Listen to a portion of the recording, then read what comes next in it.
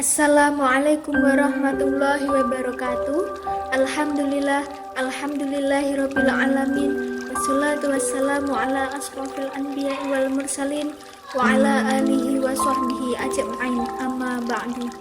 Allahu akbar kabira walhamdulillahi katsira wa subhanallahi bukrata wa asila. Inni wajjahtu wajhiya lilladzi fatara samawati wal ardh hanifan muslimah wa ma ana minal musyrikin. Inna sholati wa nusuki wa mahyaya wa mamati lillahi rabbil alamin. La syarika lahu wa bidzalika umirtu wa ana minal muslimin. Alhamdulillah, marilah kita pertama-tama panjatkan puja dan puji syukur kehadirat Allah Subhanahu wa Ta'ala yang mana telah mempertemukan kita pada acara ini dalam keadaan sehat walafiat. Salawat serta salam tak lupa mari kita junjung tinggi kepada baginda Nabi Muhammad SAW beserta ahlul baitnya. Juga kepada guru-guru kami, orang tua kami, saudara kami, pemimpin-pemimpin kami, muslimin dan muslimat yang terdahulu juga yang akan datang. Hadirin hadirat yang dirahmati oleh Allah Subhanahu wa Ta'ala, dalam kesempatan ini perkenankan saya untuk menyampaikan sebuah nasihat ataupun sebuah sedikit ilmu kepada kalian semuanya, yaitu mengenai seperti yang dikatakan oleh guru kita, jauhi semua narkoba, jauhi hal-hal yang diharamkan oleh Allah. Apapun bentuknya, sekecil apapun itu, jangan dilaksanakan. Kalau kita melakukan hal yang diharamkan Allah, itu juga menyalahi Allah. Orang kalau sudah menyalahi Allah, dia pasti akan mudah untuk menyalahi manusia. Tapi kalau dia takut kepada Allah, dia tidak akan berani menyalahi orang-orang. Kuncinya yaitu satu, takut pada Allah, takut pada Allah. Kalau orang takut pada Allah, dia tidak akan mudah untuk menyalahi orang-orang. Kuncinya satu, yaitu takut pada Allah dan menjalankan semua perintahnya. Rasul akan gembira, Rasul akan cinta kepada umatnya yang menjalankan semua perintahnya. Kalau haram, ya haram, sudah jangan dilaksanakan. Haram-haram, jangan dilaksanakan. Jangan mencari alasan-alasan ataupun apapun, nanti malah bingung. Haram ya haram, sudah selesai. Rasul akan gembira, Rasul akan cinta kalau umatnya melakukan apa yang diperintahkannya. Senangkan Rasulullah, gembirakan Rasulullah. Walaupun satu dunia membenci kita, tidak masalah.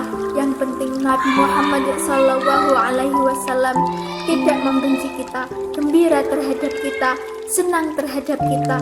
Apa kenikmatan yang kita rasakan di dunia jika kita tidak bertemu dengan Rasulullah SAW? Dikatakan bahwa surga itu mulia karena kita itu masuk ke dalam surga, kemudian kita jadi mulia. Tetapi surga itu mulia karena adanya Nabi Muhammad SAW. Surga itu jadi indah karena adanya Nabi Muhammad SAW. Tanpa adanya Nabi Muhammad SAW, surga itu tidak ada kenikmatannya sama sekali. Sebagaimana yang diceritakan para ulama, yaitu an-nabi da'akal arus, temantan. Temantan itu kalau tidak ada temantannya itu tidak ada kenikmatannya sama sekali. Ruangan tapi tidak ada temantannya itu tidak ada kenikmatannya sama sekali. Walaupun ruangannya didekor seperti apapun, seindah apapun, luar biasa apapun, tapi kalau tidak ada temantannya, tidak ada kenikmatannya sekali. Dan kemudian yaitu orang yang tadinya laki-laki kemudian menjadi bentuk seperti perempuan, memakai kerudung ataupun perhiasan ataupun segala macam yang menyerupai perempuan ataupun seperti banci-banci itu mereka itu bingung, mereka itu di dunia itu bingung mau ngapa gitu. Kita yang punya imam, kita yang punya pemimpin, jangan bingung karena kita punya pemimpin, kita mempunyai imam yang mengarahkan kita kepada jalan yang kebenaran. Kita nggak boleh ikut-ikut yang aneh-aneh seperti itu. Kamu boleh meminta, kamu boleh menginginkan keinginan kamu itu seperti ini, tapi yang hanya bisa mengabulkan keinginan kamu adalah Allah. Allah tidak mengabulkan apa yang kamu minta, tapi Allah mengabulkan apa yang menjadi keperluan kamu. Allah itu tidak pernah membebani hambanya karena keinginannya yang terlalu tinggi misalnya. Allah akan memberikan yang sesuai dengan kehidupannya, sesuai dengan ekonominya sekarang. Dan Allah tidak akan membebankan kehidupan orang tersebut. La yukallifullahu nafsan illa wus'aha. Misalnya kamu minta apa gitu, tapi kamu boleh minta apa saja, tapi sekarang kamu belum mampu, makanya Allah memberikan hal kecil dulu, kemudian nanti kalau kamu sudah mendapatkan yang lebih banyak lagi, misalnya kamu sudah mampu, kemudian Allah akan memberikan yang kamu minta tadi. Karena Allah tidak akan membebankan umatnya dengan apa yang dia minta. Allah akan memberikan apa yang menjadi keperluannya, apa yang menjadi kemampuannya. Sama Allah mungkin kamu minta sesuatu tapi belum dikabul-kabulkan karena Allah melihat keadaan kamu. Kadang permintaan kita ditunda karena Allah tidak ingin membebani umatnya. Allah tidak ingin membebani hambanya.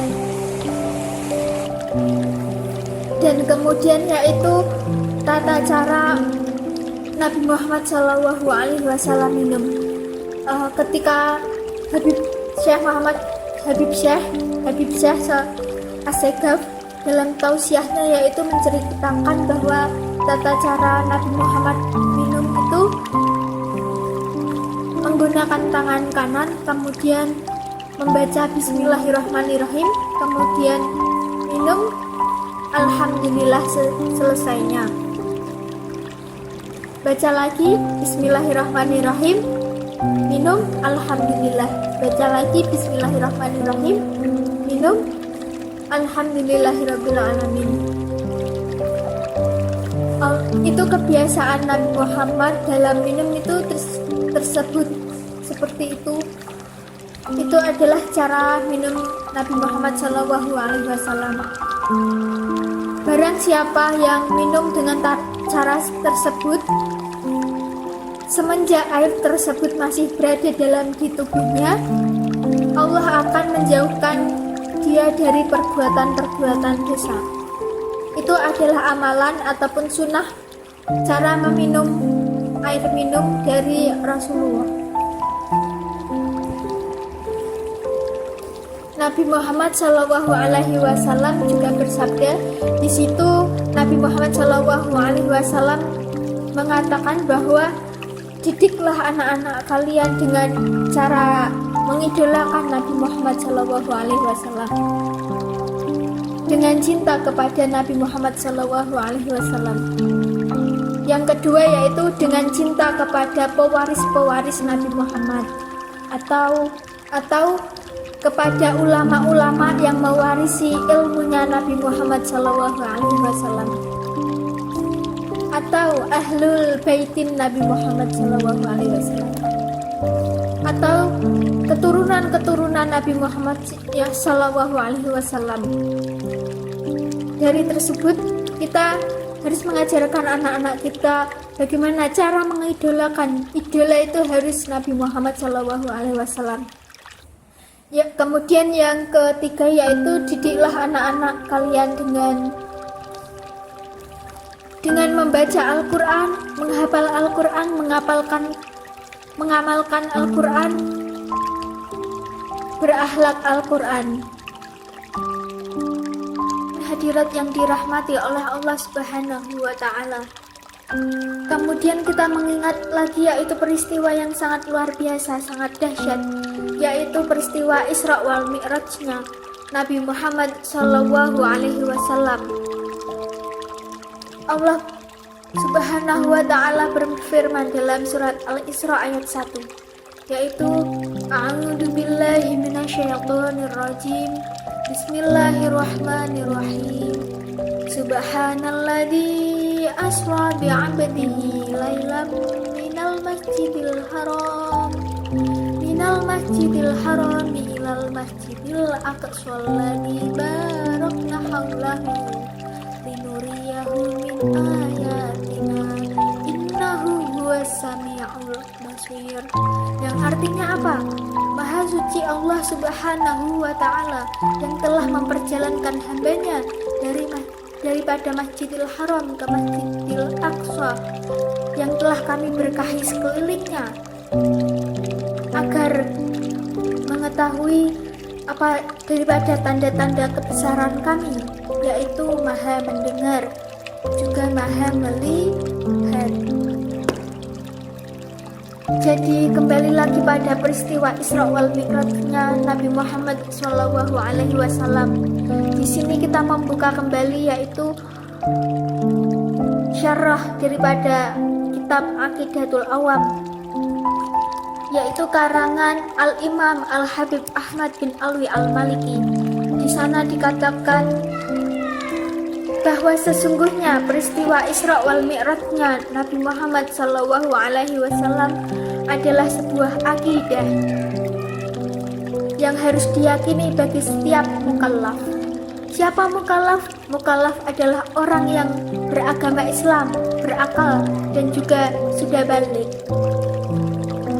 Dan juga dikatakan oleh karangan Syekh Nawawi Al-Bantami, dituliskan dalam kitabnya yaitu kitab Bahdatul Wasail, mengambil daripada mensyarahkan karangan Al-Habib Ahmad bin Zain Al-Habsyi.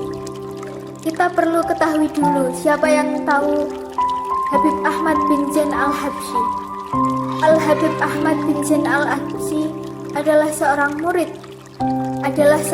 murid daripada guru besar Al-Imam Al-Habib Abdullah ibni Alwi Al-Haddad Al-Kutub yang sering kita baca ratibnya, ratib Al-Haddad yang sangat masyhur, Ratibul Haddad yang sangat masyhur wirid-wiridnya. Kemudian Al-Habib ibni Alwi Al-Haddad adalah seorang murid daripada Al-Habib Abdullah ibni Alwi Al-Haddad adalah seorang murid daripada Al-Habib Abdurrahman, daripada Al-Habib Umar bin Abdurrahman Al-Atas, yaitu Sahibur Ratib Al-Atas. Dan juga pernah ditanyakan daripada murid-muridnya, jamaah-jamaahnya, Al-Habib Umar bin Abdurrahman Al-Atas ditanyakan, "Wahai Habib, kenapa engkau tidak membuat karya-karya, padahal engkau mampu, engkau soleh?" Tapi apa yang dikatakan oleh Al-Habib Umar bin Abdurrahman Al-Atas, yaitu sesungguhnya aku sudah menitipkan daripada karya-karya kitabmu, sudah menitipkan daripada karya-karyaku kepada Al-Habib Abdullah ibni Alwi Al-Haddad. Inilah sanad keguruan daripada murid ke gurunya, nyambung sampai ke Nabi Muhammad Shallallahu Alaihi Wasallam. Maka mudah-mudahan kita dapat mengikuti jejak-jejaknya wali Allah. Amin amin ya robbal alamin. Yang tadi Kak Al-Fakir sebutkan yaitu kitab yang tadi Al-Fakir sebutkan, kitab Risalatul Jami'ah, dituliskan bahwa di dalam hadis Nabi Muhammad Shallallahu Alaihi Wasallam daripada Anas bin Malik disebutkan bahwa sesungguhnya buruk itu adalah kendaraan laksana laksana kendaraan yang panjang, berwarna putih, dan juga lebih kecil daripada seekor keledai. Jadi perlu kita ketahui, lalu naik ke atas. Pertama bertemu dengan Nabi Adam, kemudian seterusnya naik, bertemu dengan yang terakhir yaitu Allah Subhanahu wa Ta'ala. Kemudian yang terakhir yaitu Baginda Shallallahu Alaihi Wasallam berkata kepada kita semua, yaitu Analaha, Analaha, Analaha. Sesungguhnya aku akan memberikan syafaatku kepada umat-umatku. Maka alhamdulillah kita banyak bersolawat, banyak solawat, zikir kepada Nabi Muhammad Shallallahu Alaihi Wasallam. Jadi semoga kita mendapatkan ilmu yang bermanfaat. Mudah-mudahan kita ditambahkan istiqomah kita, dan semoga semua mendapatkan hidayah daripada Allah Subhanahu wa Ta'ala dan mendapatkan ridha Allah Subhanahu wa Ta'ala. Amin amin ya rabbal alamin.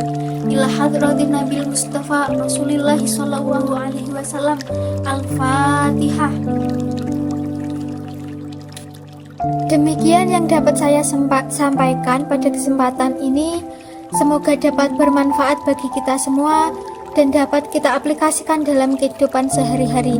Lebih dan kurangnya mohon maaf yang sebesar-besarnya.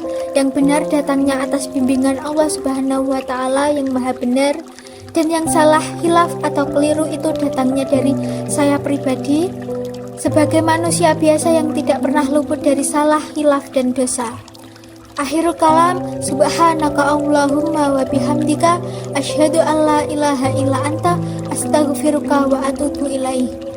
Wallahul muwaffiq ila aqwamit thoriq. Wassalamualaikum warahmatullahi wabarakatuh.